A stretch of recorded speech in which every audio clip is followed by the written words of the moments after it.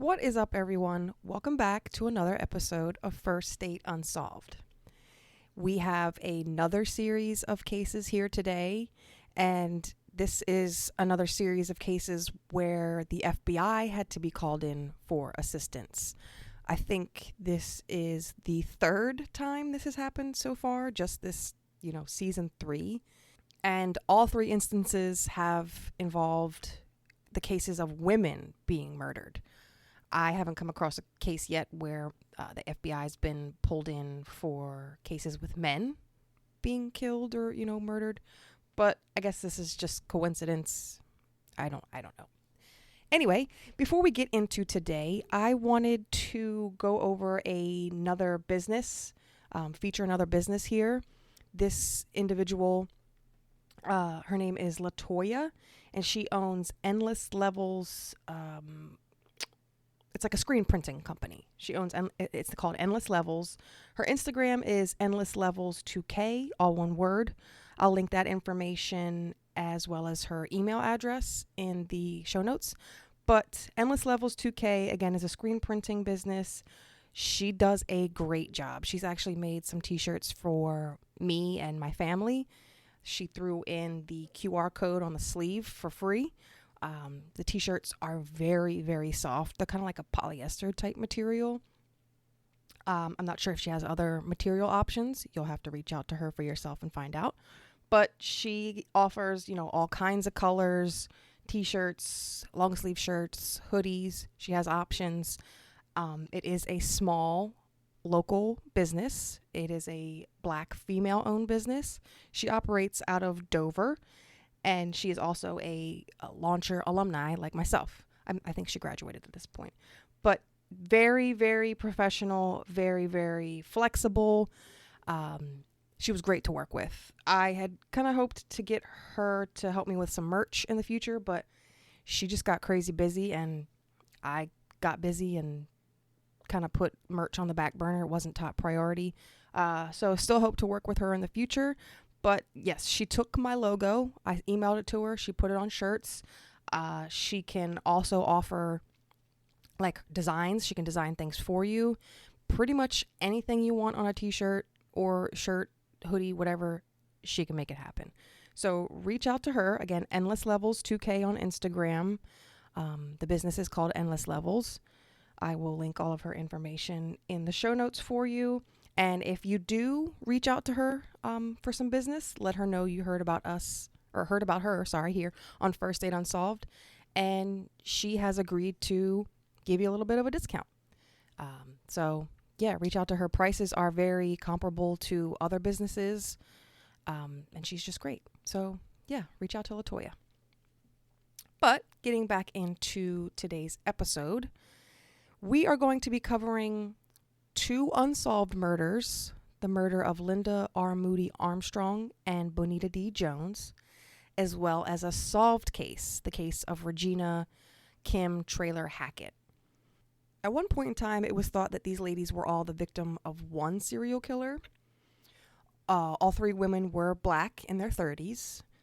All were brutally slaughtered. I mean, brutal. It's very, very sad and horrific, the torture that they suffered and just what they had to go through. All of their bodies were discovered outdoors in or in close proximity to Wilmington. And these 3 crimes all took place within the span of 16 months. So from the outside looking in, as an investigator, this might seem like a serial killer. It makes sense. Everything lines up with what we know about serial killers anyway. But there were just as many differences in these cases as there were similarities. So that's what really threw everyone off, and that's why the FBI was called. Kim and Bonita were sadly beaten to death, while Linda had been stabbed. Kim was killed at the scene, but the other 2 had been dumped. Linda and Kim, or Regina, I guess she went by Kim. Linda and Kim were both discovered nude, but Bonita was fully clothed.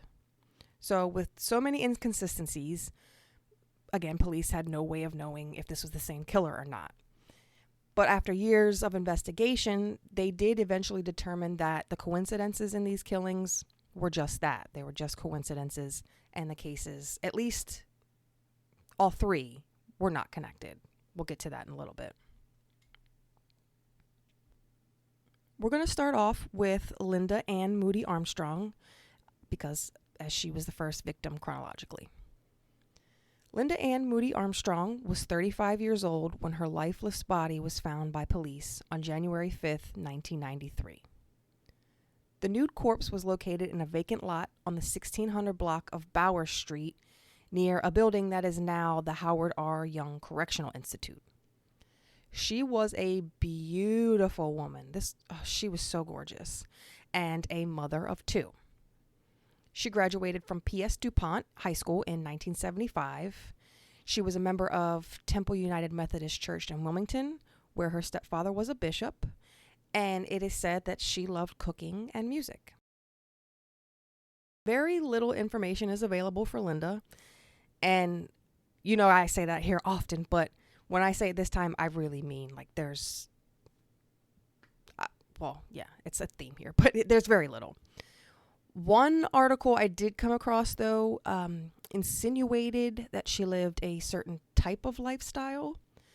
It is rumored that she was a sex worker, but I did only see that in one article, so I'm, who knows. She was last seen getting into a pickup truck with two men at 14th and Claymont Streets in Wilmington between 12 a.m. and 1 a.m. So that rumor might be true. I, again, don't know. And again, that does not justify what happened to her.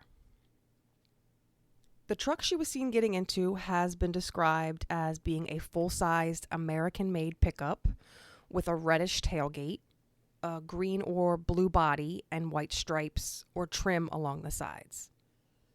The witness did a very good job at describing that. That is a very, very distinct looking truck. Roughly 3 blocks from where she was last spotted is where she would be discarded like trash. Moody had been stabbed in the throat and the abdomen, and her clothes were, just tossed nearby her body. I don't like to speculate often because you just never know. But I'm going to go out on a limb and say that those two assholes who picked her up are most likely responsible for her brutal death. I think we all can agree. Per a news journal clip from 1999, police checked with authorities in Florida on a possible lead, but no suspects were ever named. That page from the news journal also lists other cases that were cold at the time, and some, not all, are still cold today.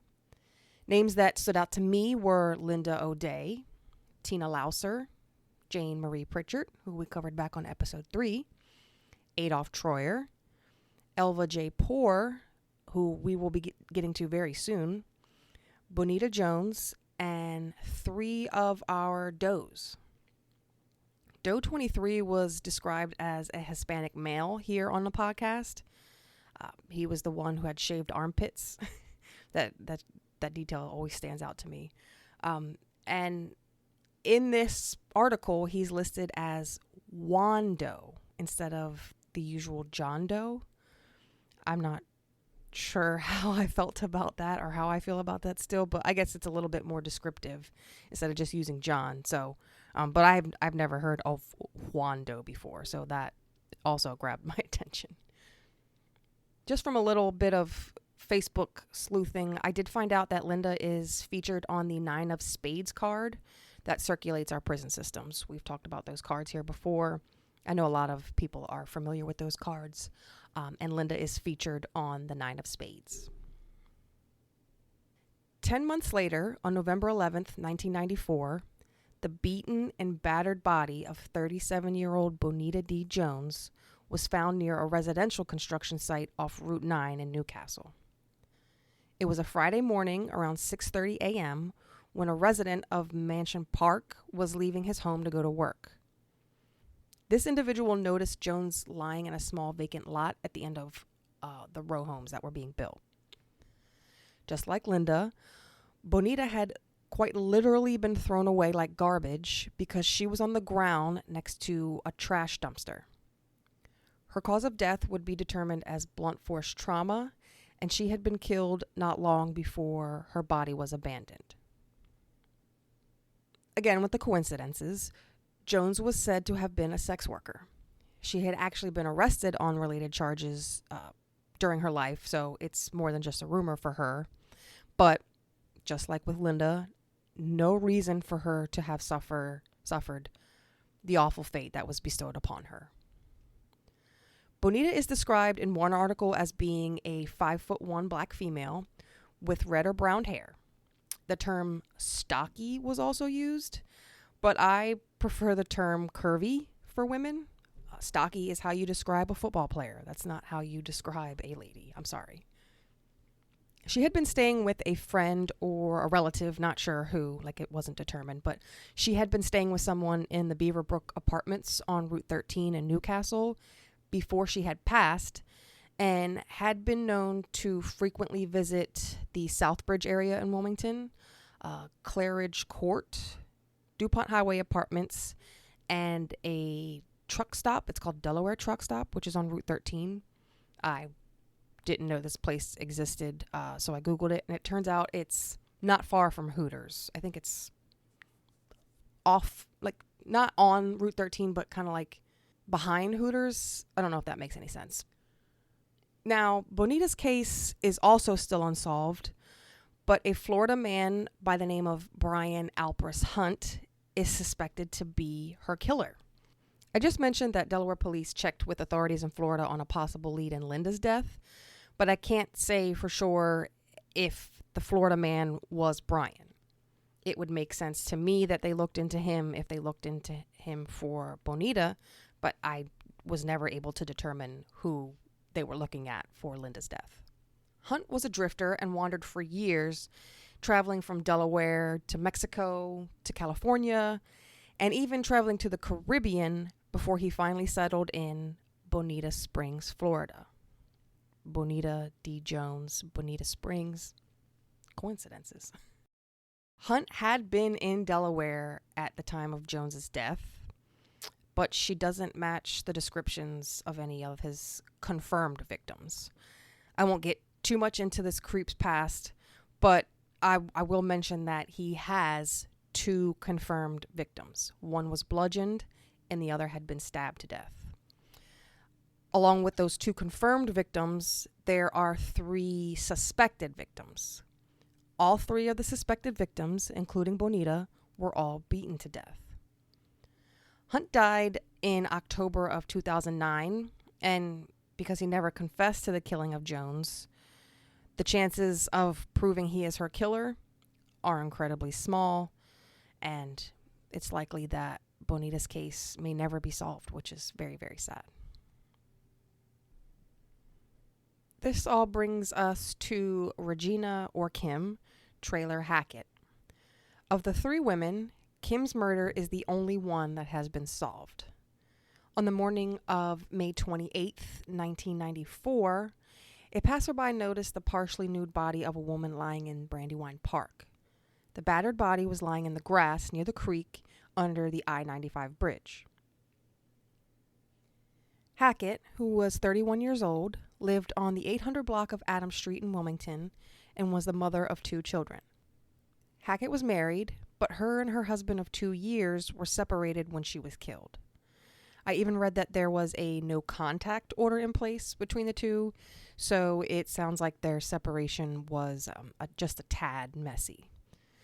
Mr. Samuel Hackett was fully cooperative with the police, and as you are about to find out, was not his wife's murderer.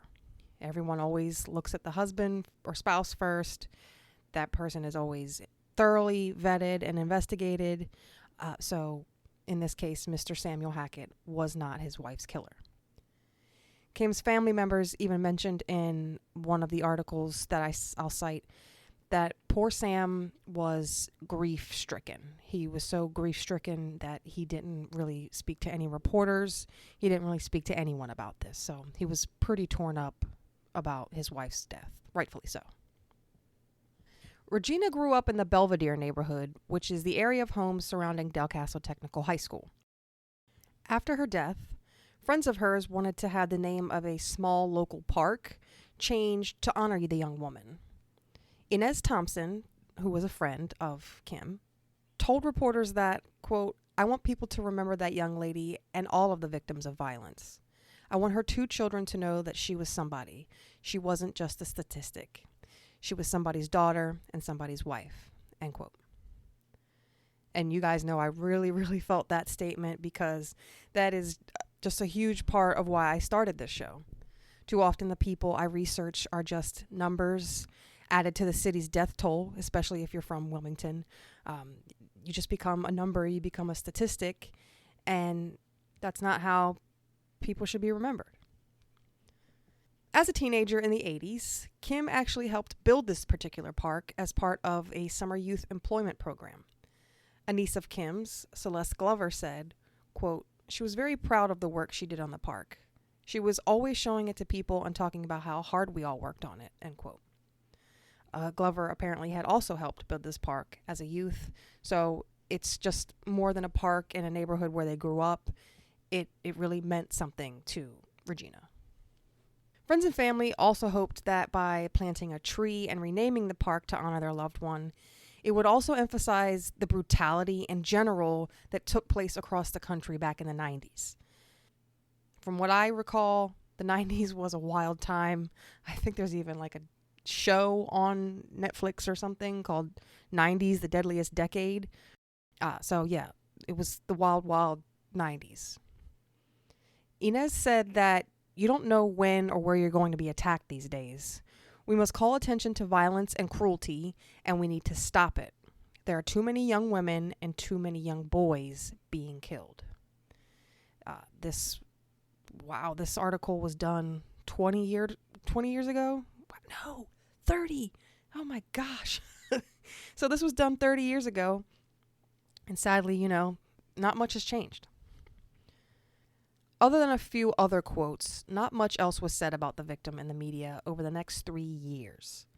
It wasn't until August of 1997 that her name appeared in papers again.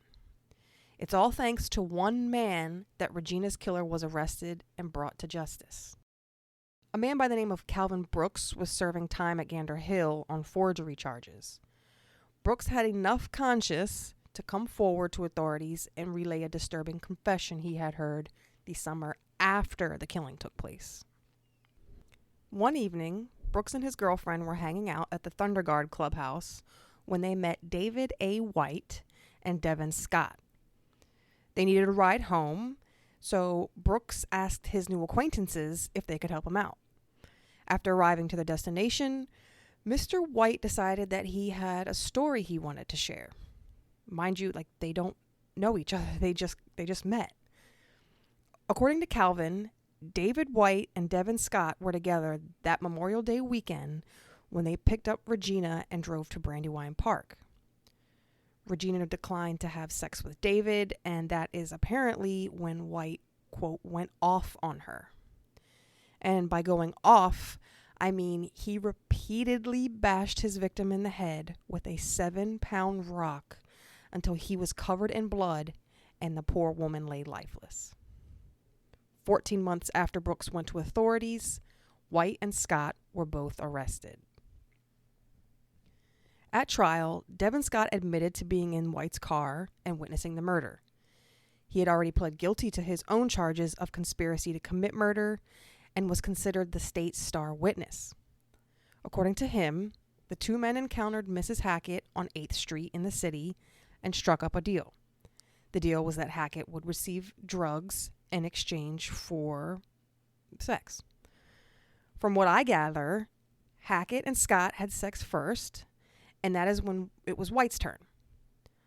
Devin was sitting in the front seat. He was high on heroin. He admitted to that. He said he had been doing heroin most of the day, was in and out of consciousness and in and out of reality. David and Regina were having sex in the back seat. And at some point, I guess Regina decided this wasn't something she wanted to do. She changed her mind. And that is when everything went downhill. According to testimony, White drug Hackett out of the car, and that is when she punched him in the face. He punched her back, and that knocked her down, which is when he picked up the rock.